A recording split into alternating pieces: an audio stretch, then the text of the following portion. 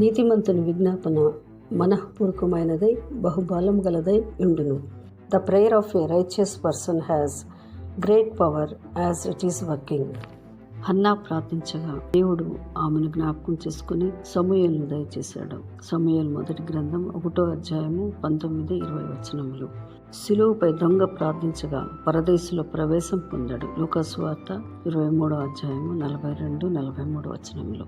సంఘమంతయు ప్రార్థించగా చెరసాలలో నిద్రించుచున్న పేతురు నొద్దకు దేవదూత వచ్చి అతనిని చెరసాల బయటకు తీసుకొని వచ్చాడు.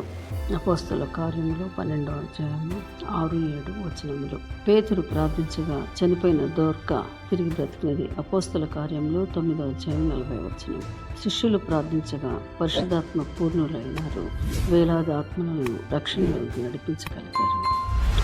ఈ ఛానల్ మీకు నచ్చినట్లయితే లైక్ చేయండి, సబ్స్క్రైబ్ చేయండి, ఇతరులకు షేర్ చేయండి.